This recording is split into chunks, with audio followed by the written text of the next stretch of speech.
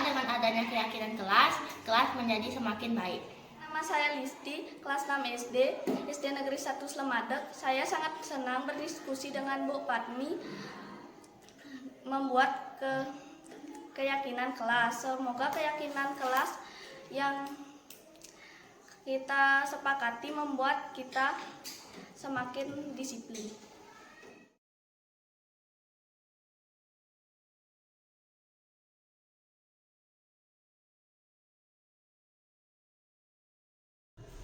Selamat pagi Bapak Ibu Guru, terima kasih atas kehadirannya.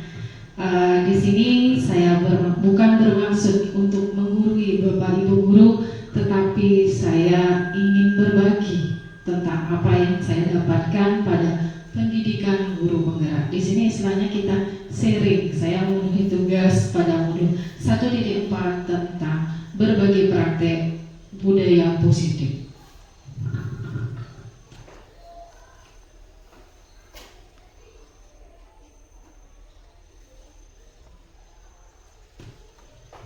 Yang pertama yaitu perubahan paradigma belajar. Sebelum saya mempelajari tentang ilmu kontrol, saya berpikir bahwa guru itu mampu mengontrol murid. Yang pertama, mungkin Bapak Ibu juga berpikir seperti itu, bahwa kita mampu mengontrol murid. Tapi yang sebenarnya terjadi itu adalah yang dapat mengontrol diri itu adalah diri kita sendiri. Yang kedua adalah bahwa kritik dan membuat orang merasa bersalah dapat menguatkan karakter. Ya, itu anggapan kita ya. Anggapan saya juga seperti itu, bahwa sebelum saya berpikir belajar di guru penggerak, bahwa dengan memberikan kritik orang akan merasa bersalah.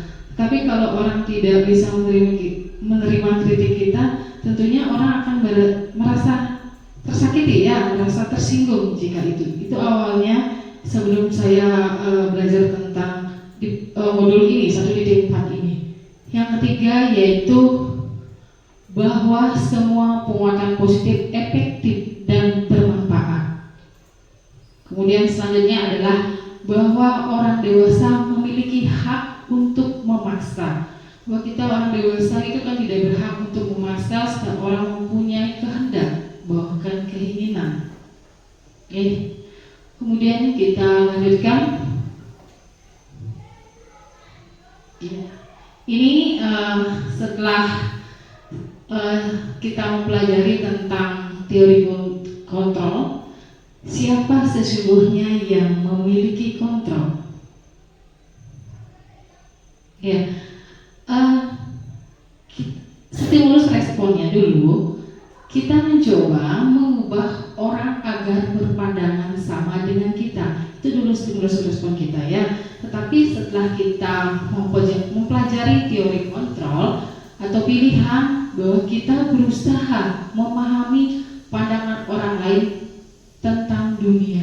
Ya, Bapak Ibu. Kemudian selanjutnya adalah perilaku buruk dilihat sebagai suatu kesalahan. Itu dulu stimulus respon kita, awal kita berpikir ya.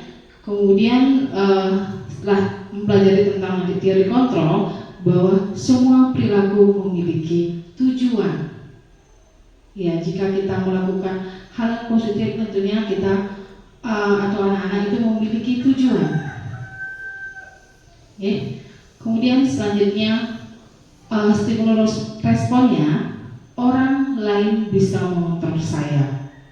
Ya, yang pada dasarnya kan diri kita, yang bisa mengontrol diri kita itu adalah, iya bagus sekali Bapak ya Ibu ya, yang bisa mengontrol diri kita tentunya adalah diri kita sendiri. Orang lain tentunya tidak bisa untuk mengontrol kita. Begitu juga dengan anak-anak, kita tidak bisa mengontrol anak-anak, tetapi kita bisa menuntun anak-anak yang menguatkan, menebalkan karakter yang ada pada anak-anak. Selanjutnya adalah memaksa ada pada saat bujukan gagal. pemaksaan ada pada saat bujukan gagal. Itu ya. Selanjutnya teori kontrolnya adalah kolaborasi dan konsensus menciptakan pilihan-pilihan baru. Oke. Selanjutnya adalah stimulus respons. Berikutnya adalah mode berpikir menang atau kalah. Ya, di sini maksudnya menang atau kalah. Kita bisa memaksa, bisa mengontrol anak-anak. Kadang-kadang merasa menang, kan gitu ya. Di posisi anak-anak merasa kalah.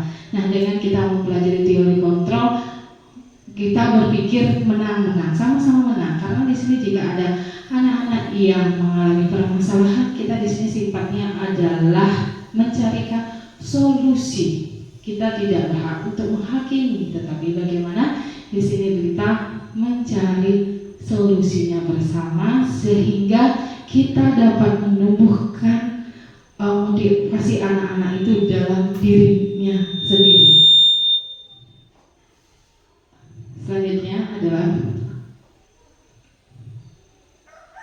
adapun nanti yang konsep utama tentang budaya positif yang nanti saya jabarkan di sini adalah yang pertama, yaitu disiplin positif dan nilai-nilai kebajikan universal. Itu yang pertama, universal ya yang pertama. Yang kedua yaitu teori motivasi, hukuman dan penghargaan serta restitusi. Kemudian yang itu ketiga yaitu keyakinan kelas. Dan keempat adalah kebutuhan dasar manusia dan dunia berkualitas.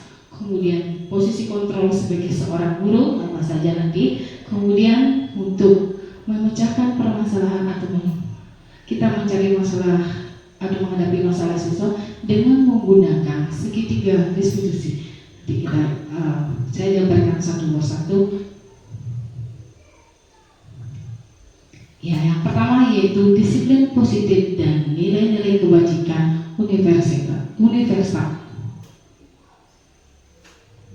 Iya, kita berpikir bahwa disiplin itu adalah dalam budaya kita sering dikaitkan dengan tata tertib, peraturan, kepatuhan dan peraturan.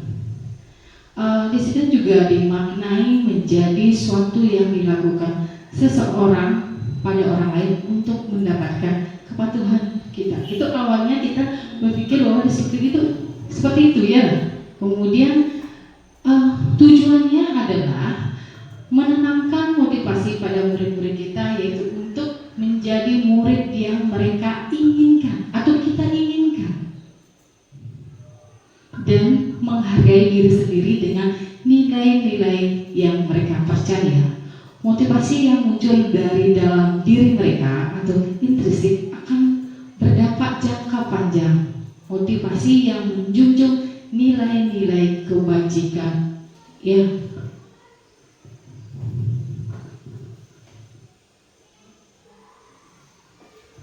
itu yang tadi kan pikiran awal kita, tapi sebenarnya tentang disiplin itu adalah disiplin yang dimaksud itu adalah disiplin diri yang dapat membuat seorang menggali potensi menuju tujuannya.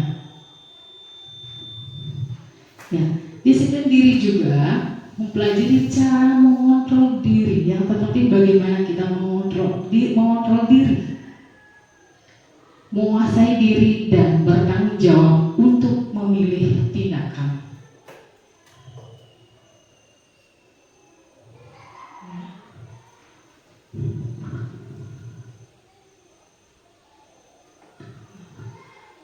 Di sini adapun nilai-nilai kebajikan dari universal ya. Nilai-nilai kebajikan adalah sifat positif manusia yang merupakan manusia atau merupakan manusia ingin dicapai setiap orang ya, atau setiap individu. Adapun nilai-nilai tersebut bersifat universal dan lintas bahasa, suku, bangsa, agama maupun latar belakang.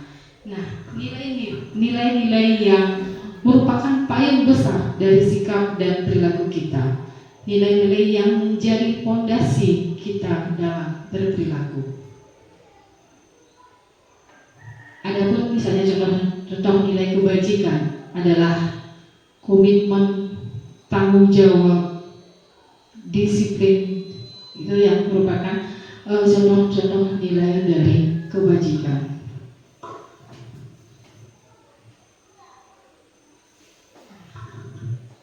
Nah, di sini contoh-contoh nilai kebajikan sebuah institusi atau organisasi. Nah, kalau kita di Indonesia ya mungkin kita sudah mengenal nilai dari kebajikan sesuai dengan profil pelajar Pancasila. Semua mungkin Bapak Ibu guru hebat sudah tahu ya apa itu nilai-nilai yang terdapat dalam profil pelajar Pancasila. Yang kita sudah menerapkan, bahkan kita sudah menerapkan di sekolah kita. Ya, bagaimana ya siswa yang beriman, bertakwa kepada Tuhan Yang Maha Esa, yang seperti biasa kita lakukan dengan melakukan pembiasaan setiap paginya tentunya. Yang kedua ya, yaitu mandiri. Bagaimana kita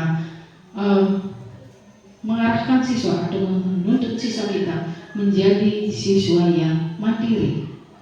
Ya, yang mampu mengerjakan sesuatu dengan dilakukan dengan rasa mandiri. Yang kedua yaitu bernalar kritis, kemudian ya bagaimana kita mengarahkan siswa supaya bisa berpikir untuk bernalar kritis ya. Kemudian perennikaan global, bergotong royong, kreatif. Ya, kalau yang lainnya yaitu menurut Ibu Frida mungkin di daerah lain ya, tapi kita juga apa yang ada di sini di sikap toleransi sudah termasuk di dalam profil pelajar Pancasila ya, sudah termasuk di dalamnya di sana. Kalau ini di negara menurut Ibu Frimairi Years Program PFB ini juga di negara lain mungkin ya ada yang sikap murid yang toleran, sikap murid toleransi, rasa hormat, integritas, mandiri itu juga sudah kita ada di profil pelajar kita sudah. Kalau ini kita di negara lain. Ya. Sama Ibu lihat ya keinginan, kreativitas, kerjasama, percaya diri ini di negara lain tentunya. Ya kalau kita di Indonesia sudah sesuai dengan profil pelajar Pancasila. Ya.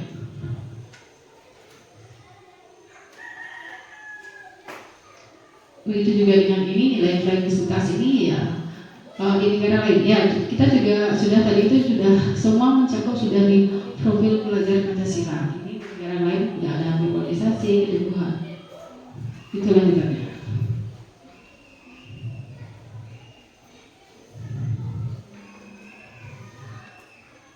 Ya dalam rangka menciptakan budaya positif, maka setiap warga atau pemangku kependidikan perlu saling mendukung. Nah, disinilah kita perlunya berkolaborasi, ya, kemudian saling mendukung, menghayati dan menerapkan nilai-nilai kebajikan yang telah kita sepakati bersama agar terciptanya nanti budaya positif di lingkungan sekolah kita.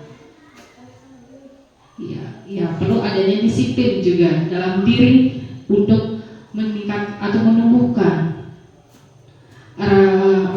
sikap budaya positif itu yang berasal dari motivasi yang berasal dari internal maupun eksternal, ya dalam diri kita maupun yang berasal dari luar.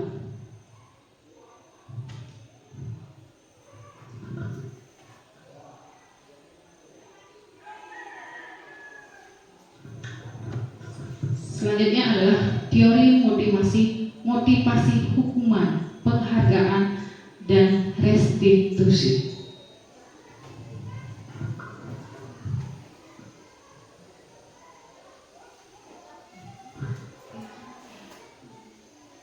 Teori motivasi atau perilaku manusia yang seperti kita ketahui bersama, motivasi itu adalah dorongan yang timbul pada diri seorang secara sadar atau tidak sadar untuk melakukan suatu tindakan dengan tujuan tertentu. Ya, sehingga motivasi itu ada yang berasal dalam diri kita, seperti saya sebutkan tadi ya, ada yang berasal dari luar, ya itu dorongan dari orang lain. intrinsik dan intrinsik ya.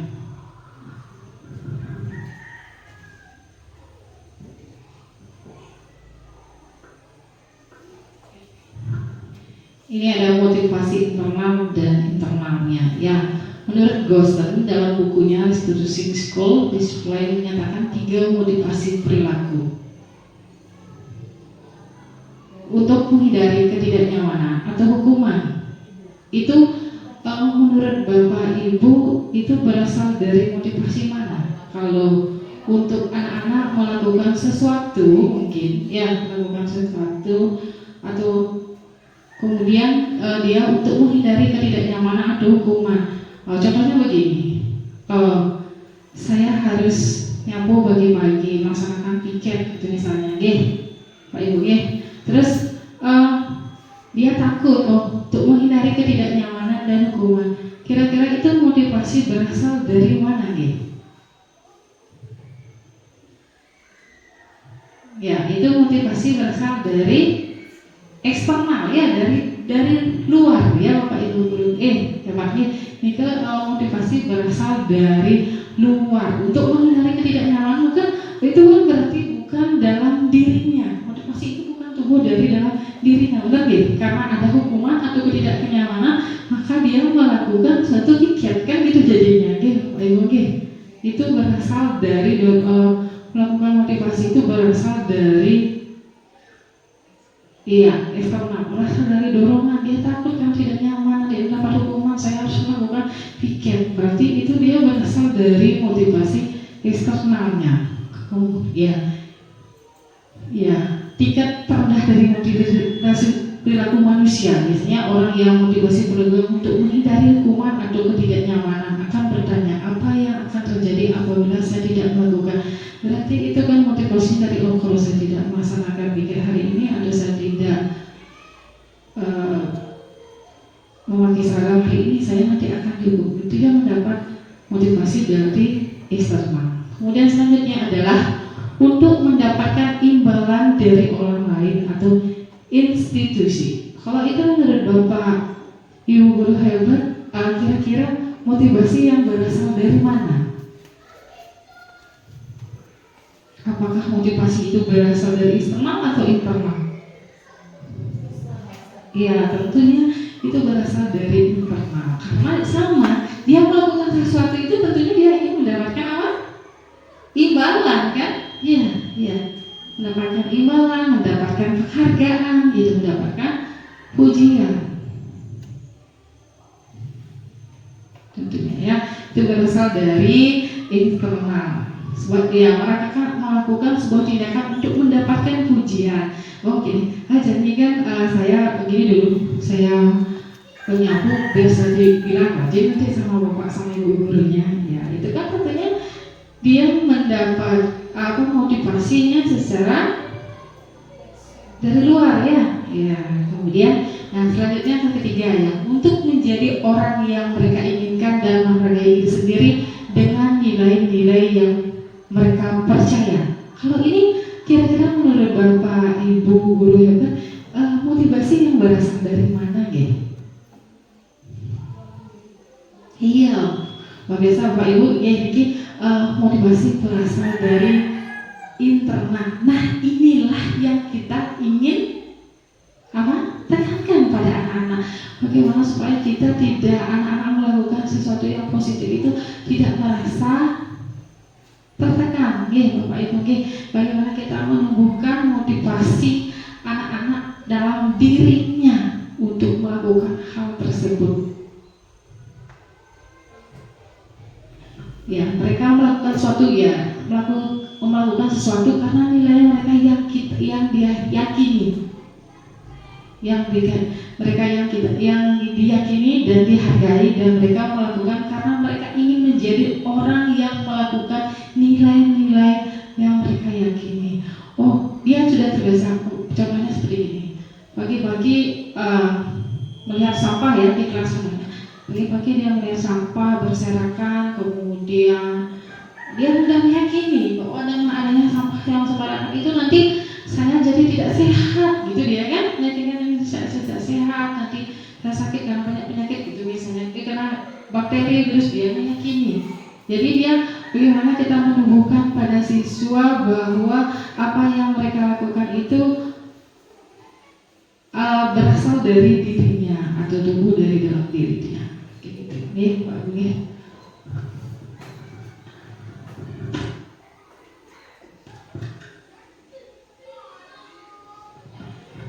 Kemudian hukuman dan konsekuensi. Nah, apa sih perbedaan antara hukuman dan konsekuensi? Ya, saat terjadi pelanggaran terhadap keyakinan kelas, ya mungkin Bapak Ibu beberapa sudah pernah membuat kesepakatan kelas atau keyakinan kelasnya di kelas-kelas masing-masing, ya. Nah, sekarang menurut Bapak Ibu, apa perbedaan antara kita berbagi di sini ya di sharing, apa perbedaan antara hukuman dengan konsekuensi? Nah, dimana kita sebelumnya sudah membuat misalnya keyakinan kelas. Apa sih kira-kira? Apa itu hukuman? Apa itu konsekuensi menurut Bapak Ibu kira-kira? Ya, gini ya. Kita berbagi di sini sharing ya. Kalau hukuman, nah, cukup-cukup saya kasih contoh. Cukup-cukup teko murid ya datang muridnya. Hari Senin mau baju pramuka murid itu misalnya ya, salah satu ajudannya baju pramuka murid. Nah, kita sebagai guru langsung datang ya. Kenapa hari ini kamu tidak memakai baju sesuai dengan aturan? Ya, kita langsung menghakimi. Ya, hari ini kamu harus membersihkan kamar mandi. Itu misalnya contohnya. Itu hukuman ya Bapak Ibu ya, Pak Guru Bapak, itu hukuman. Atau hari ini kamu membersihkan kelasmu. Yang hukuman ya, hukuman. Kalau konsekuensi itu adalah kita sudah mempunyai kesepakatan terlebih dahulu. Artinya yang akan diberikan itu sudah tahu dia bahwa kalau saya tidak memakai baju seragam atau sesuai dengan jadwal, kita sudah membuat konsekuensi, sudah membuat kesepakatan terlebih dahulu dengan anak-anak. Jadi mereka sudah tahu kalau saya tidak memakai seragam, saya nanti akan disuruh begini. Konsekuensinya dia akan langsung melakukan hal itu. Tapi kalau hukuman dari kita, dia tidak tahu apa yang nanti akan dia dapatkan.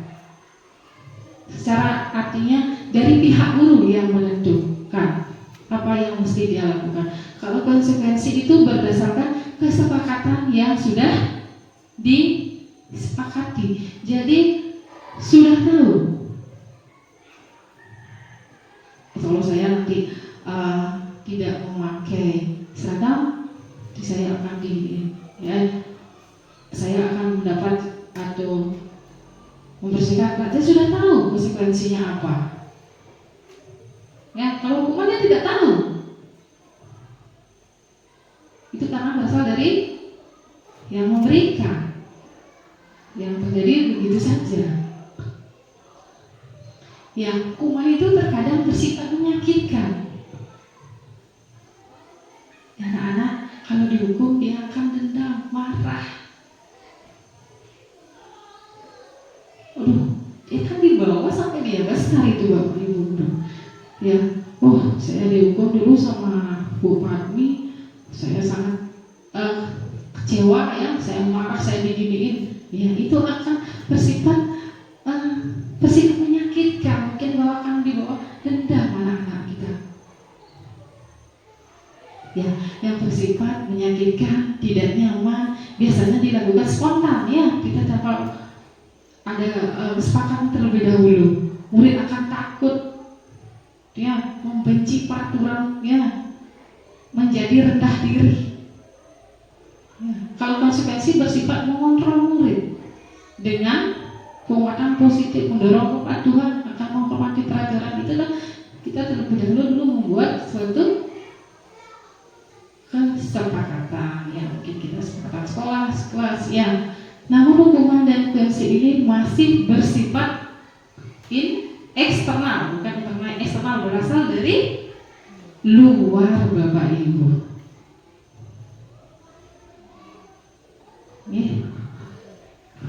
Itu yang perbedaan antara hukuman dengan konsekuensi. Iya, dihukum oleh penghargaan, memberi penghargaan nilai sama dengan menghukum seseorang. Kira-kira kenapa gitu? Memberi penghargaan nilai sama dengan menghukum seseorang.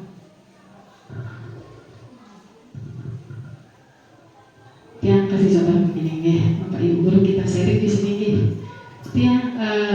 Misalnya ada seorang anak, yang sudah belajar dan keras-kerasnya belajar, artinya belajar dengan sungguh-sungguh gitu. Tapi ternyata pas ujian atau nilainya adalah kurang baik. Gitu. Sehingga dia dengan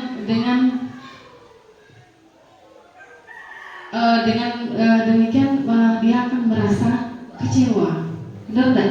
Kalau Bapak Ibu berada di posisi itu, saya aja misalnya contoh ya, saya sudah mati-matian untuk belajar, untuk mengikuti tes gitu misalnya, tapi akhirnya gimana? Saya tidak lulus. Ya di sana kan tumbuh rasa gimana? Kecewa, ya enggak, terasa dihukum. Kadang-kadang saya juga seperti itu Bapak Ibu. Mungkin anak-anak juga merasakan ya, kalau misalnya tes kemudian dengan menginginkan nilai yang lebih, tapi pada saat tes kita tidak tahu kondisi fisik dan sebagainya, dan kita mendapatkan nilai yang kurang, atau murid itu mendapatkan nilai yang kurang, tentunya akan merasa kecewa. Benar tidak Bapak Ibu? Ya enggak? Ya. Bahkan mungkin kita sebagai guru pun merasakan seperti itu, ya. Dia sendiri merasakan hal itu, ya, pernah merasakan hal itu.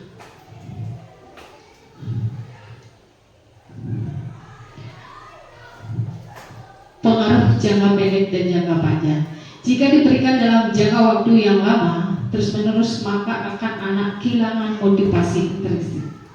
Ya, misalnya contohnya seperti ini. Kita di rumah aja ya, jemaah. Yang nyampak, ya kalau mau nyampu ibu hadiahin coklat. Ya enggak? Kan gitu. Kalau di sekolah, siapa yang mau ini nanti ibu akan berikan hadiah atau berikan nilai yang bagus. Kalau gitu terus dilakukan secara menurut, motivasi dalam diri anak itu tidak akan ada, Pak Ibu. Benar enggak? Dia harus mendapat dulu hadiah, baru dia mau melakukan. Kalau nggak ada hadiah, tentu dia tidak akan mau melakukan. Karena kenapa? Karena kehilangan motivasi yang ada dalam diri anak tersebut. Gensing bang hadiah, sinyak, kan gitu ya Pak Ibu. Kalau nggak dapat hadiah, mungkin tidak mau. Kedua, penghargaan tidak efektif. Iya, jika anak mengharapkan penghargaan dan tidak mendapatkan, maka ia akan kecewa, tidak akan berusaha sekeras sebelumnya. Nah, misalnya sekarang di kelas 1, 2, 3, ya berusaha belajar kelas dengan seandainya dia tidak mendapatkan nilai, dia akan merasa yang seperti saya bilang kecewa. Tidak akan, mungkin dia karena terlalu kecewa tidak akan berusaha lagi.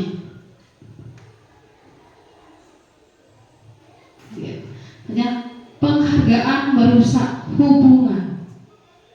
Jika anak diberikan penghargaan atau dipuji di depan orang banyak, maka yang lain akan merasa iri.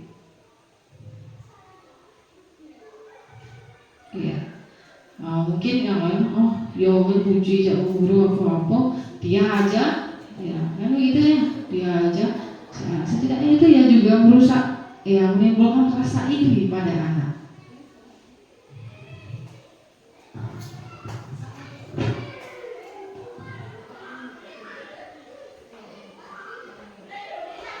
Kemudian tadi sudah kita lanjutkan kita tadi hukuman ya, kita lanjutkan tentang restitusi. Tadi sudah dihukuman, Kemudian kita lanjutkan tentang restitusi. Restitusi adalah proses menciptakan kondisi bagi murid untuk memperbaiki kesalahan mereka sehingga mereka kembali ke kelompok mereka dengan karakter yang lebih kuat.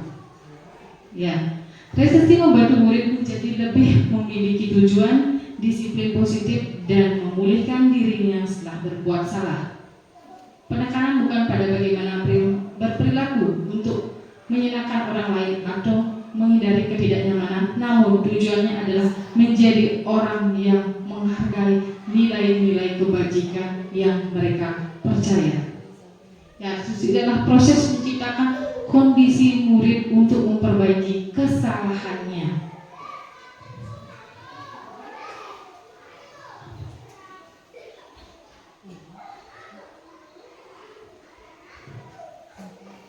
Ciri-ciri restitusi. Yang pertama, bukan untuk menebus kesalahan, namun untuk belajar dari kesalahan.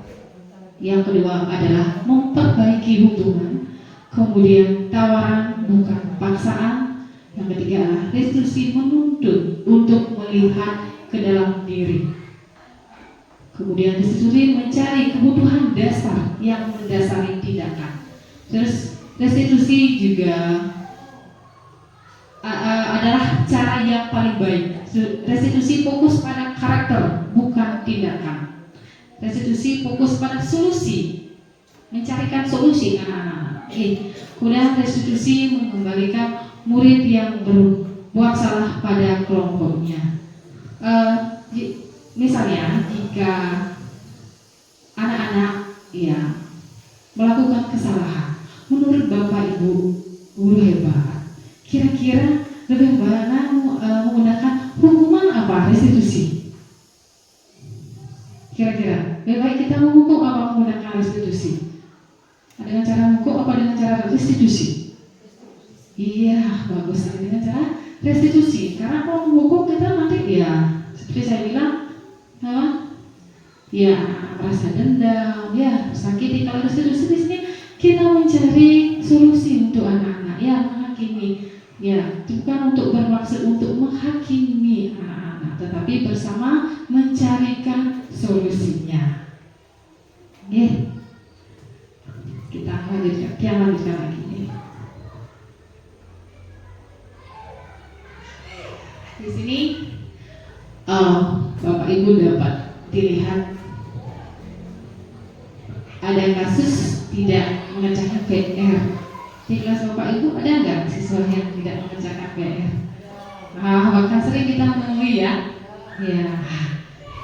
Gimana Bu Rina? Pernah ya. Hukuman. Ini dari kita kasus ini kita bisa melihat perbedaan antara hukuman, kemudian konsekuensi dan restitusi.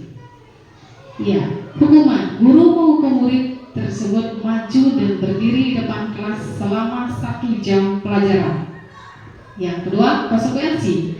Guru memberikan konsekuensi yang telah disepakati, misalnya murid mengerjakan PR saat jam istirahat. Ini saya bilang tadi sudah ada kesepakatan, berarti ya sudah mengetahui bahwa kalau saya tidak mengerjakan PR, saya akan membuat PR di ruang guru, misalnya. Kalau ini dia tidak tahu bahwa kita akan menghukumnya di 1 jam, artinya terjadi secara spontan, secara spontan Bapak Ibu.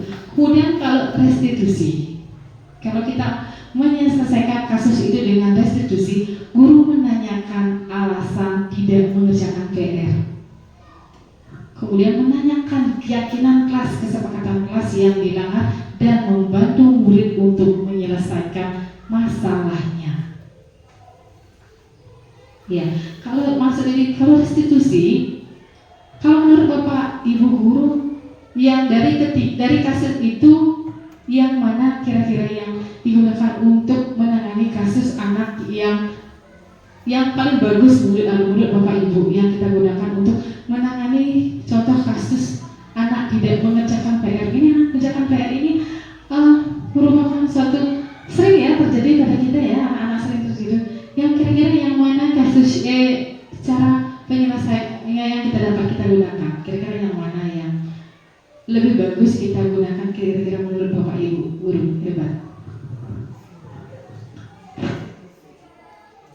ini dari Ibu Kepala ya, restitusi. Menurut teman-teman yang lain bagaimana, yang mana yang menurut kita, apakah kita begitu datang ucap-ucap kita menghakimi, kenapa kamu tidak KPR hari ini?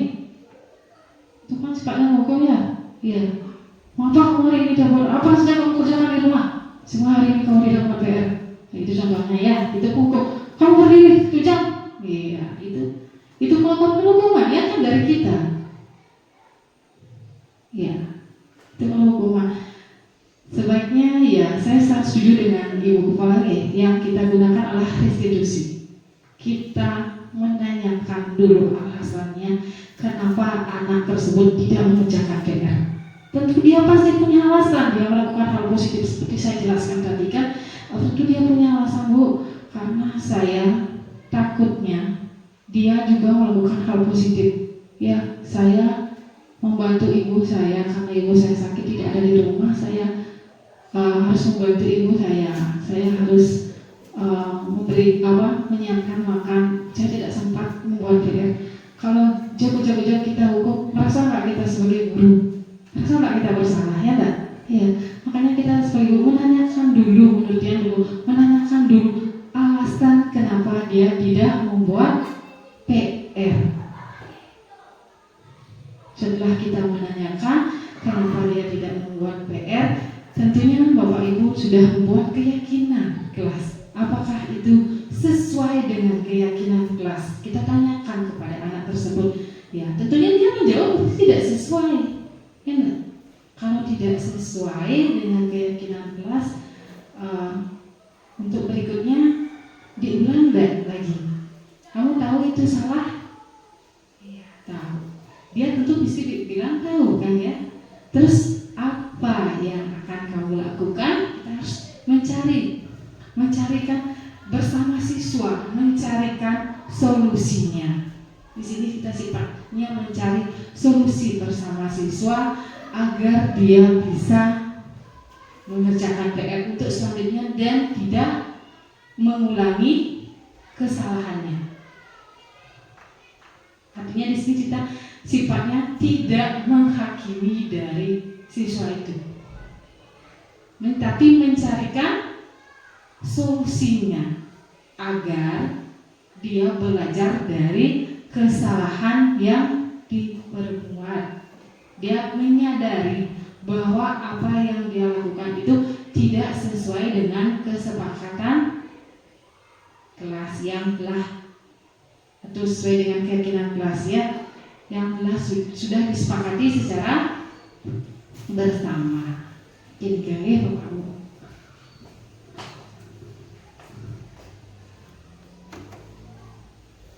Nah, kita lanjut sekarang ke keyakinan kelas.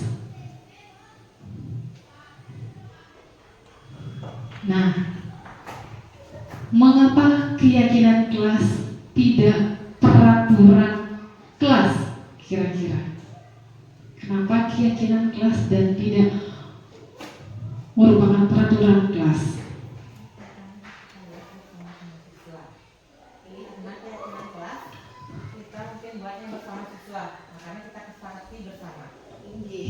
Biasa dari Ibu Kepala Sekolah karena kalau keyakinan kelas itu dibuat artinya bersama dengan siswa, guru dan disepakati. Gitu terima kasih sekali Bu. Nah, contohnya di sini dulu kita supaya artinya kita bisa membedakan antara keyakinan dan peraturan. Yang pertama ada kasus 1. Mengapa kita memiliki peraturan tentang penggunaan helm pada saat mengendarai kendaraan? Kedua, mengapa kita memiliki peraturan tentang menggunakan masker dan mencuci tangan setiap saat?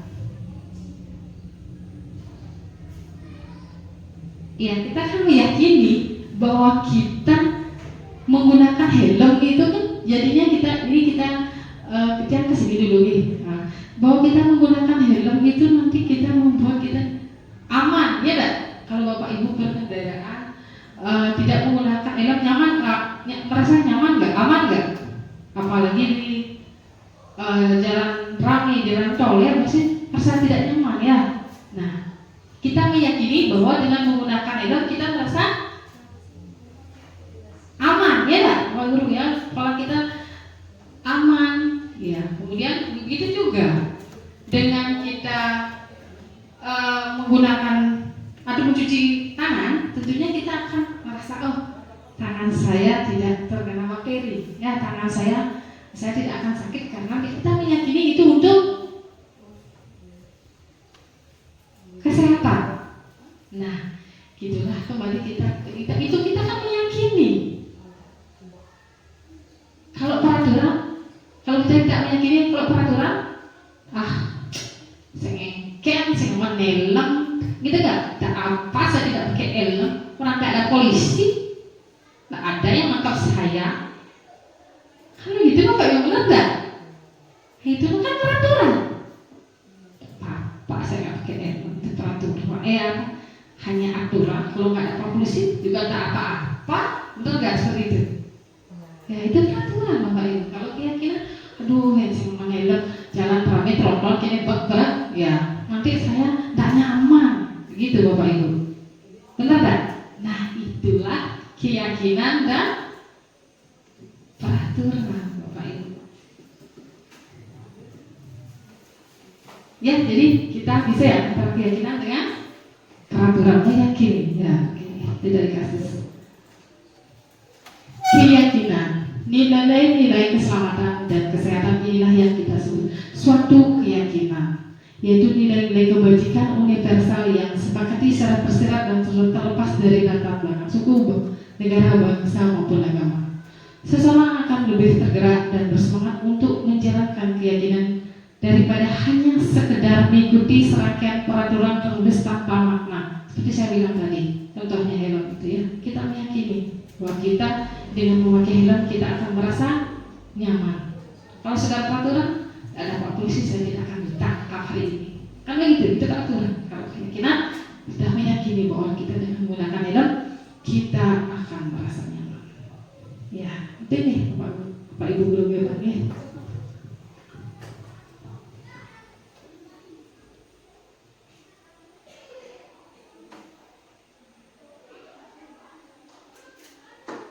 Iya, di sini Bapak Ibu bagaimana cara? Mungkin Bapak Ibu sudah ada yang membuat keyakinan kelas. Di sini Bapak Ibu ada yang sudah membuat keyakinan kelas? Ya, mungkin sudah ada beberapa.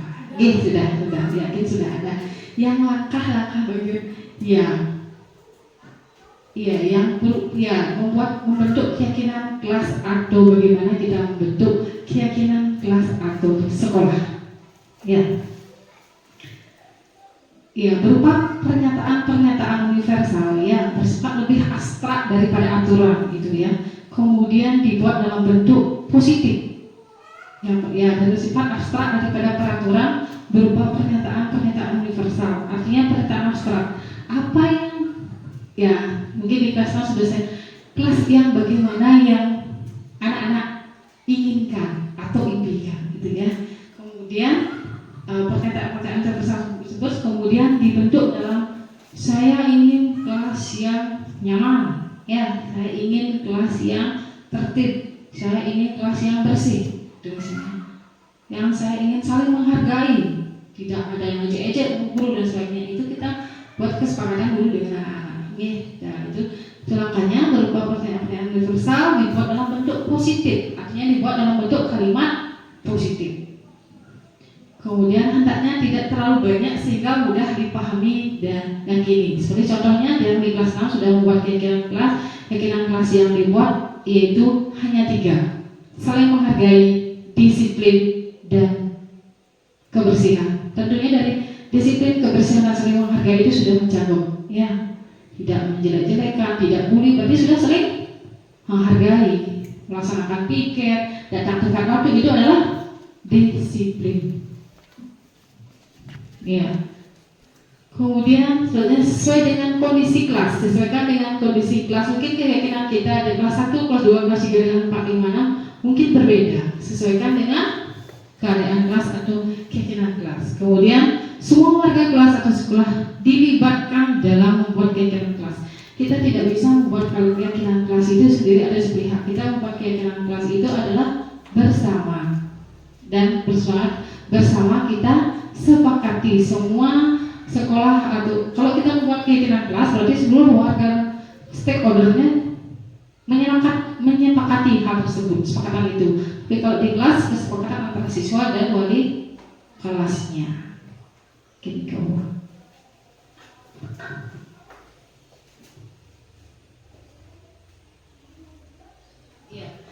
Niki prosedurnya sudah jelaskan tadi. Persilakan murid-murid di kelas untuk mencurahkan pendapat tentang peraturan yang perlu disepakati di kelas. Kemudian mencatat masukan-masukan dari murid di papan tulis dan kertas besar sehingga anggota kelas bisa melihat hasil curahan pendapat. Mungkin Bapak Ibu sudah silakan di layar sudah ditampilkan. Mungkin itulah prosedur pembentukan keyakinan kelas. Yang tadi juga sudah jawabankan sedikit ya.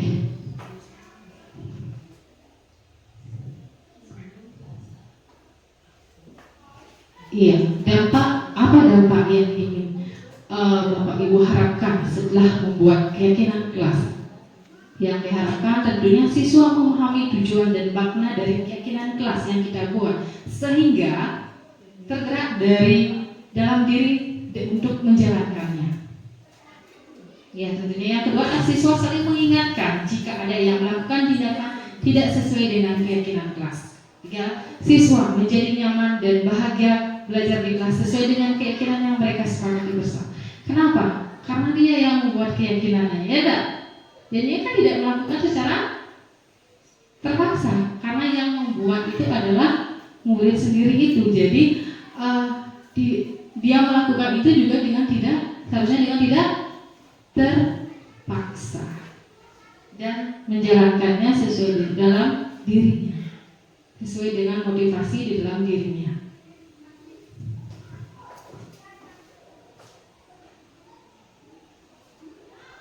Nah, di sini saya sudah membuat keyakinan kelas bersama Bapak Ibu.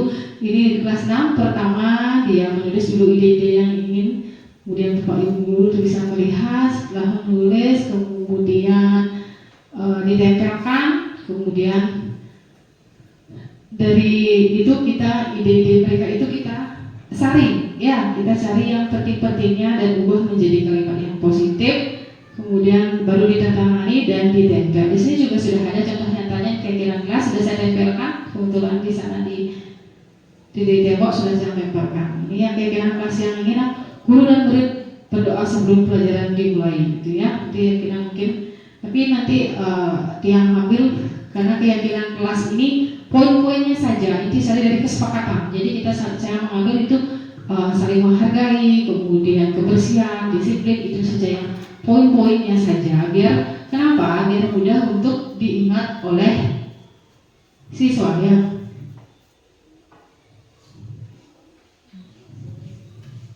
Kemudian saya lanjutkan tentang kebutuhan dasar manusia dan dunia berkualitas. Nah, di sini saya punya kasus ya, Bapak Ibu, biar tidak ngantuk karena lumayan ya. Ya, sini kasus Bu Ambar. Bu Ambar itu adalah wali kelas 2 SD di SD 1 Selamaden. Ya, sedang bingung menghadapi ulah salah satu murid di kelasnya, yaitu namanya Adoni. Berapa anak kelas 2 telah datang padanya dan mengeluh Doni yang seringkali meminta bekal makan siang mereka dengan paksa. Jika Anda menghadapi situasi seperti itu, apa yang Anda akan lakukan? Menurut Anda, kira-kira apa alasan Doni melakukan? Jika Bapak Ibu guru hebat lainnya berada di posisi atau menjadi Bu Ambar, apa yang Ibu akan lakukan terhadap Doni kira-kira?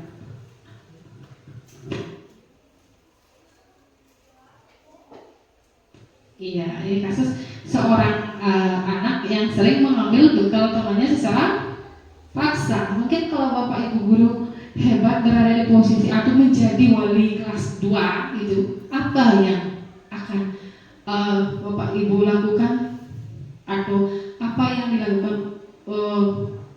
Apa kira-kira alasan Doni untuk melakukan hal tersebut?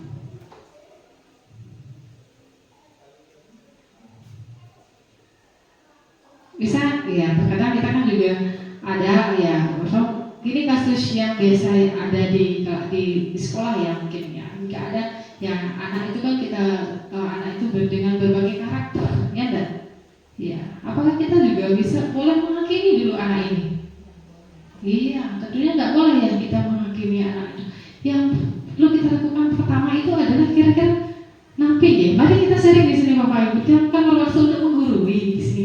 Mari kita sharing. Jika Bapak Ibu guru misalnya berada di posisi Bu Ambar, kira-kira apa yang mesti dilakukan? Ini kasus yang kita hadapi di sekolah ya, kadang-kadang diambil mungkin namanya anak-anak ya, tentu karakternya berbeda. Beda, apakah kita bisa menghakimi anak-anak seperti ini?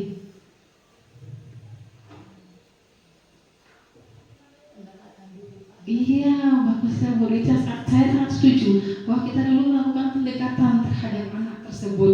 Kita memanggil anak itu secara pribadi, personal, bagus. Yang saya sudah setuju seperti itu, Bu. Ya, kita melakukan pendekatan terhadap anak itu. Nah, disinilah kontrol kita sebagai guru adalah posisi sebagai kontrol, iya enggak? Bagaimana kita artinya mencari kenapa? Ya, mari hati-hati kita mencari alasan. Mungkin saja karena faktor dia lapar ya, kebutuhannya makan gitu ya. Mungkin karena dia memenuhi kebutuhan hidupnya perlu makan, belum makan, jadi dipaksa temannya untuk berbagi. Iya, mungkin itu yang kita lakukan. Artinya kita dulu mencari alasan dan mencari solusinya tentang permasalahan ini. Bagaimana kita mengingatkan dia bahwa apa yang dia lakukan itu tidak baik. Iya, kita juga ke kelas juga selain itu bahwa mengajarkan pada anak-anak bahwa pentingnya berbagi, tetapi dengan tidak mengambil atau memaksa. Ya enggak? Ya, penting sekali berbagi. Ya, mungkin kita selanjutnya kita bisa berkolaborasi atau kerjasama dengan orang tuanya, kan gitu ya, untuk artinya sama-sama agar mengontrol anak-anak tersebut supaya tidak melakukan hal atau mengulangi kesalahannya.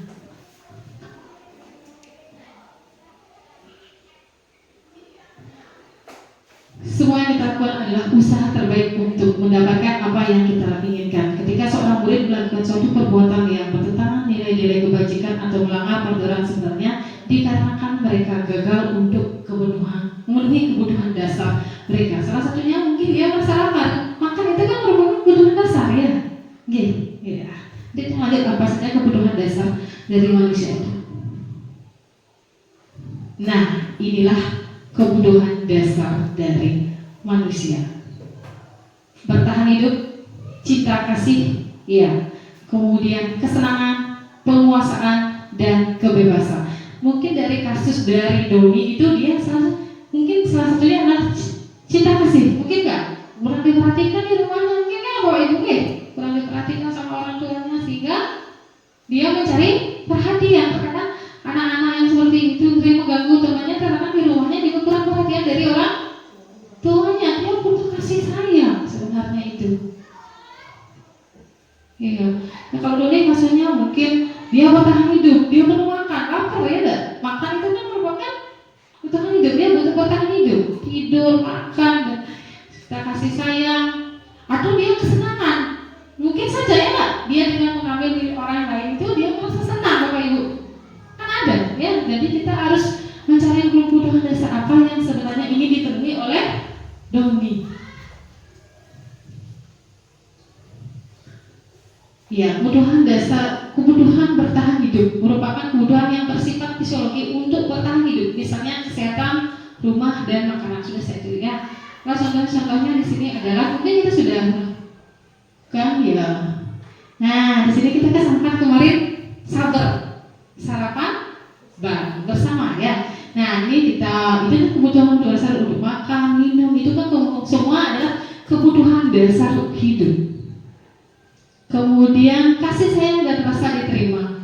Kebutuhan untuk disayang dan diterima meliputi kebutuhan akan hubungan koneksi sosial. Kemudiannya keinginan untuk tetap menjaga hubungan yang baik dengan orang lain, keluarga, pasangan, teman hidup, rekan kerja, ya itu ya. Ya ini ya, apalagi anak-anak SD itu sangat butuh kasih sayang. Kita sangat memberikan perhatian yang lebih, benar nggak? Apalagi anak-anak satu ya. Ya itu perlu sekali untuk perhatian, kasih sayang. Ya mungkin kita sudah melakukan di sini ya. Penguasaan ini berhubungan dengan kekuatan untuk mencapai sesuatu, menjadi kompeten, menjadi tampil, diakui dan prestasi. Artinya ya anak-anak bagaimana kita menguasai, ya seperti kelas kemarin ya bagaimana sudah melakukan presentasi, ya membuat media aja, penguasaan itu salah satu contohnya. Kemudian penguasaan ya ini contohnya ya, kelas 6 ya, mengenai penguasaan kemarin sudah. Kebebasan, kemudahan akan pilihan, kebebasan kemudahan akan pilihan. Kita memberikan anak-anak itu kebebasan untuk memilih, ya, memilih. Kita perlu kebebasan untuk memilih. Kemudahan untuk bebas adalah kemudahan akan mandiri, otonomi, kemudian memiliki pilihan dan mampu mengendalikan arah hidup seorang. Anak-anak dengan kebutuhan kebebasan yang tinggi menginginkan pilihan, mereka perlu banyak gerak, suka mencoba-coba, tidak terpengaruh orang lain dan senang mencoba hal baru dan berikutnya. Iya, bebas artinya dia ya sesuai dengan pilihan. Misalnya di kelas kita, di sekolah kita ya, kita memberikan ekstrakurikuler, ada domain gambar, ada domain ya gambar, ada domain sepak bola, ngigel, domain gambar. Itu adalah suatu kebebasan. Artinya anak-anak itu bebas sesuai dengan pilihan yang kita berikan.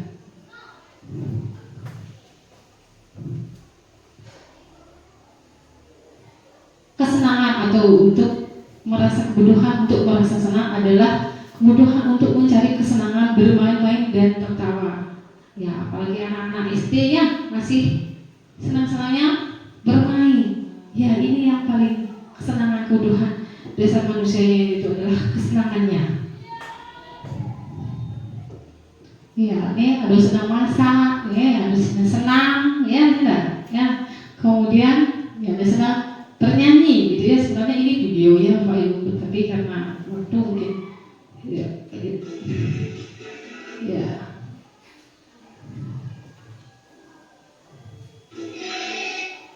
Kemudian bisa menyatakan bahwa kapasitas untuk berubah adalah ada pada diri kita sendiri. Jika kita dapat mengidentifikasi kebutuhan apa yang mendorong perilaku kita, maka perubahan positif dapat kita mulai dengan mencari solusi untuk memenuhi kebutuhan tersebut dengan cara yang positif. Ya, dan kita bagaimana sekarang mengarahkan anak-anak untuk memenuhi kebutuhan dasarnya itu dengan hal-hal yang positif. Itu menurut Mister ya.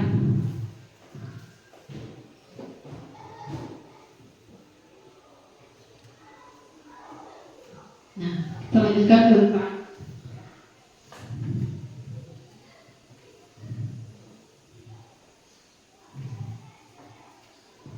posisi kontrol. Ya, posisi kontrol kita sebagai seorang guru yaitu penghukum. Yang pertama adalah hukum, kemudian pembuat rasa bersalah, teman, pemantau, dan manajer. Gitu. Jadi kita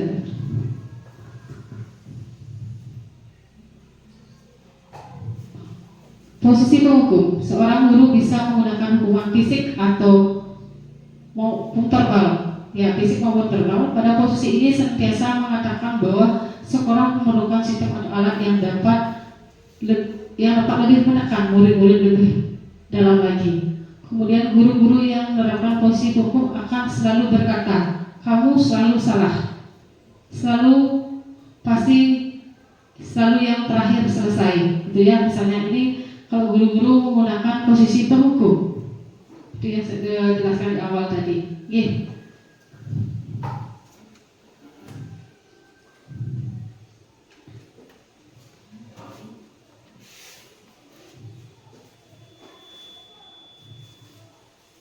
Kemudian ciri-ciri dan dampak posisi kontrol, ciri-cirinya adalah nada suara tinggi. Ya, jika kita menggunakan posisi kontrol, tentunya pasti suara nadanya tinggi ya, kan? Ya, suara nada tinggi. Kemudian mata melotot, ya tentunya sudah. Ya, dampaknya adalah murid akan merasa kecewa, ya, marah, dendam. Ya, guru seperti ini saya percaya hanya ada satu cara agar pembelajaran bisa berhasil, yaitu caranya dia saja. Kalau dia menggunakan posisi sebagai kontrol.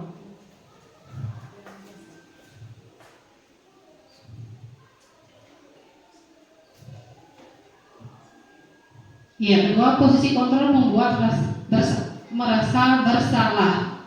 Ya, misalnya di sini kita bagaimana seorang guru membuat siswa itu dengan kata-kata yang persuasi, ajakan kata-kata yang lembut sehingga siswa merasa bersalah. Ya, kata-kata yang lembut membuat merasa bersalah dan menggunakan keinginan untuk membuat orang lain merasa tidak nyaman. Kata-kata yang biasanya sering diucapkan adalah, ibu sangat kecewa dengan kamu. Berapa kali ibu harus memberitahu kamu ya. Ya, gimana coba kalau orang tua kamu? Nah, di sini kata-kata seperti itu kan membuat siswa merasa bersalah. Ya.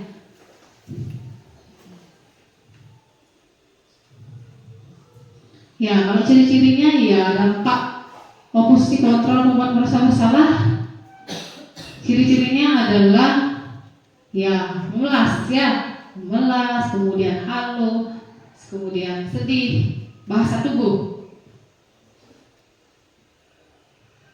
Ya, murid akan merasa bersalah telah mengecewakan bapak, ibu, guru dengan kita. Berarti kalau posisi kontrol membuat merasa bersalah itu kita mengeluarkan kata-kata yang lembut sehingga siswa merasa bersalah.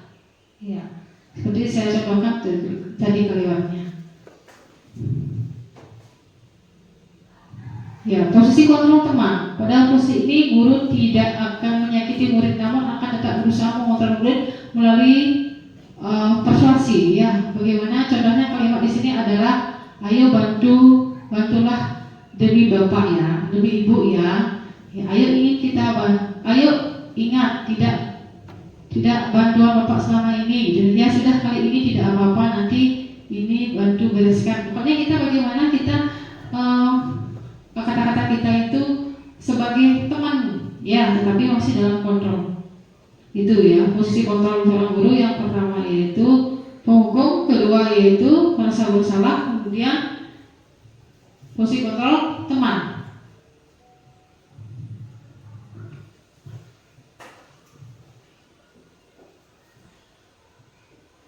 Ya, ciri-ciri dan dampak dari posisi kontrol teman. Ya, nada suaranya ramah, akrab dan bercanda, bahasa tubuh merapat pada murid. Ya, artinya senyum ya, kita bercanda dengan murid. Murid akan merasa senang dan akrab dengan guru, dampak positifnya. Tetapi tentunya masih ada dampak negatifnya. Murid akan menjadi tergantung pada guru tersebut. Hal ini mungkin timbul murid hanya akan bertindak untuk guru tertentu. Dan satu lagi, mungkin dengan posisi kontrol kadang murid bisa melewati batas ya kalau tapi kita tetap artinya memberikan kontrol pada diri agar murid tidak melewati batas ya.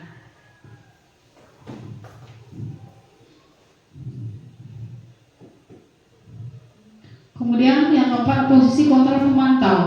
Memantau berarti mengawasi. Pada saat kita mengawasi, kita artinya mengawasi murid, ya, mengawasi murid agar mereka sesuai dengan perilakunya. Artinya posisi memantau tidak berdasarkan pada peraturan dan konsekuensi. Pertanyaan yang bisa kita gunakan sebagai misalnya adalah, apa yang telah kamu lakukan? Berarti kita mengawasi atau mengontrol perilakunya mereka.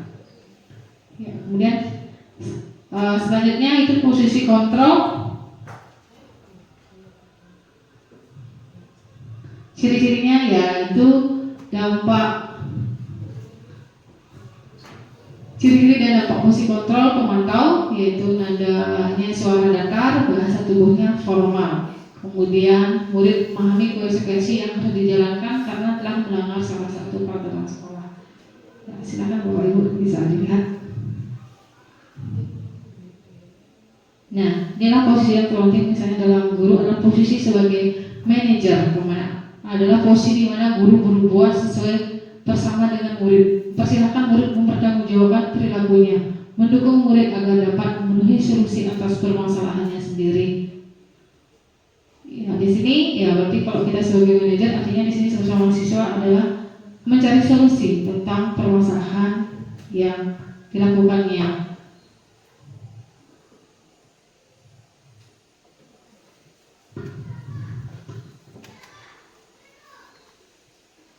Ya, kemudian selanjutnya ciri-ciri dan dampak posisi kontrol manager. Nada suara tulus, bahasa tubuh tidak kaku, mendekat ke murid. Ya. Tugas seorang manajer bukan untuk mengatur perilaku seseorang, tetapi kita membimbing murid untuk mengatur dirinya. Ya. Seorang manajer bukan memisahkan murid dari kelompoknya, tapi mengembalikan murid tersebut ke kelompoknya dengan lebih baik lagi.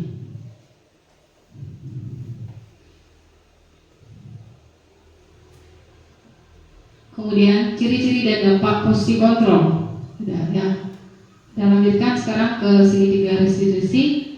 Ya, pada segitiga restitusi ini ada 3 yang harus kita lakukan dalam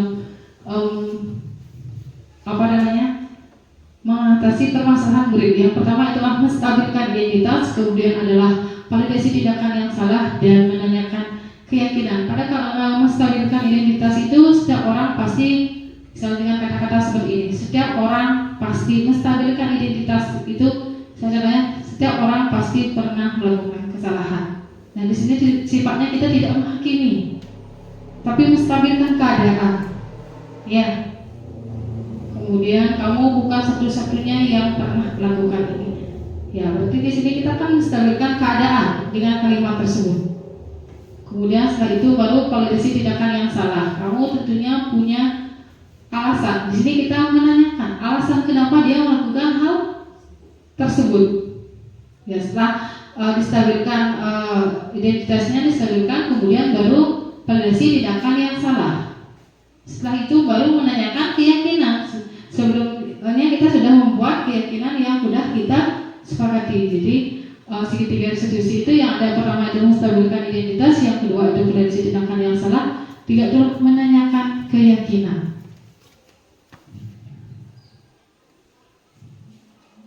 Yeah. Ini menstabilkan identitas. Bagaimana dasar di segitiga bertujuan untuk mengubah identitas anak dari orang yang gagal karena melakukan kesalahan menjadi orang yang sukses. Anak yang melanggar peraturan karena sedang mencari perhatian adalah anak yang sedang mengalami kegagalan. Nah, bagaimana dari kita mengubah dari pertimbangan bahwa anak itu dari gagal menjadi sukses dia. Nah, di sini mungkin salah satu kalimat yang bisa kita ucapkan adalah ya, berbuat salah itu tidak apa-apa, tidak ada manusia yang sempurna. Berarti kita, dengan kalimat itu kita sudah menstabilkan ya, identitas. Kemudian kita bisa menyelesaikan ini, kamu berhak bersama itu. Seperti ini menguntungkan bagi murid dan guru karena guru akan berada dalam posisi siswa. Berarti kita di sini sifatnya tidak menghakimi, benar nggak?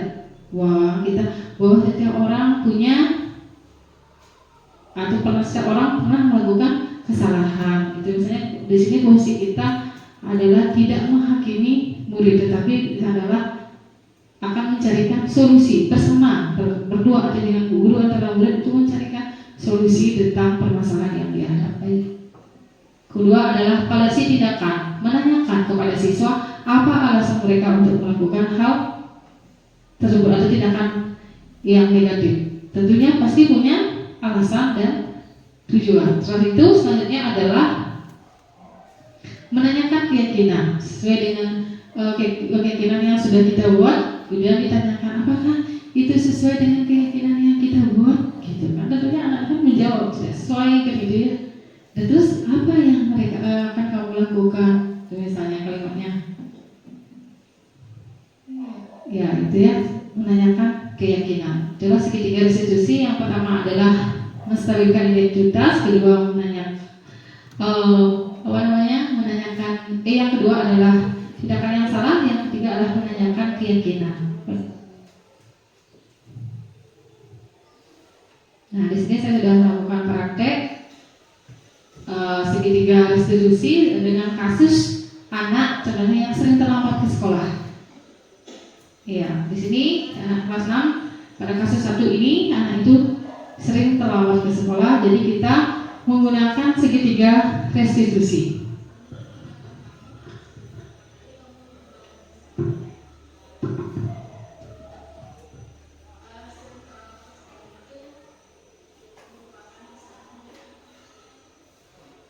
Contohnya Bapak Ibu ini yang sudah praktek untuk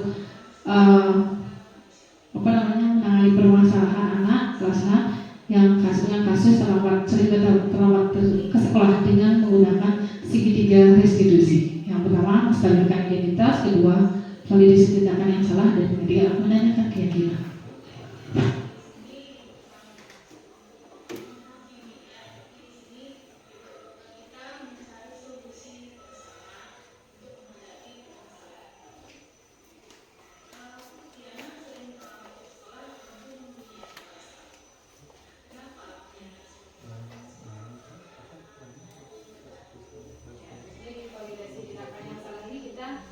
Di sini di validasi tindakan yang salah ini kita menanyakan alasan. Oke. Mungkin itu Bapak ya.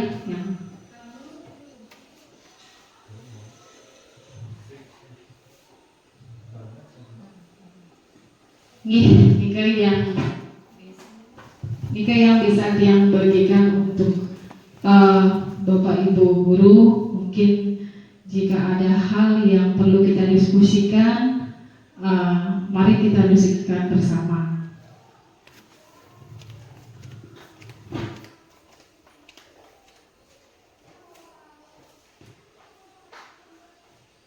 Ya, itu tadi yang sedikit berbagi tentang budaya positif, bagaimana posisi kontrol kita sebagai seorang guru. Kemudian ada segitiga restitusi, bagaimana kita artinya kasus-kasus ini sebenarnya sering kita alami di sekolah ya, sering kita bagaimana menghadapi siswa yang misalnya sering terlambat sekolah gitu ya, bagaimana dengan menggunakan segitiga restitusi ya, sehingga kita di sini tidak menghakimi siswa, tetapi kita mencarikan solusi bersama. Nah, di sini artinya dengan demikian siswa akan merasa tidak tersakiti, benar nggak, Bapak Ibu? Mungkin itu aja, nanti karena sudah waktu, mungkin kalau ada hal yang perlu kita diskusikan nanti mungkin kita lanjutkan. Untuk ini terima kasih Bapak Ibu guru hebat sudah bersedia ya, bersedia artinya meluangkan waktunya untuk kita berbagi di sini berproses. Saya ucapkan banyak terima kasih. Sekian dari saya. Materi yang dipaparkan tadi terkait dengan disiplin positif, saya menjadi lebih paham bagaimana menangani murid, terutama ketika ada murid yang melanggar, sehingga paradigma yang tadinya suka menghukum murid menjadi bersahabat dengan murid. Dengan adanya kesepakatan kelas seperti itu akan menjadi lebih baik lagi untuk diterapkan di sekolah. Terima kasih. Untuk rekan sesama guru, dari materi yang sudah diajarkan, saya pribadi jadi lebih memahami tentang bagaimana untuk membuat keyakinan di kelas bersama dengan murid tanpa harus menerapkan hukuman yang orang-orang dahulu lakukan atau guru-guru dahulu lakukan, seperti itu. Great job, Bu.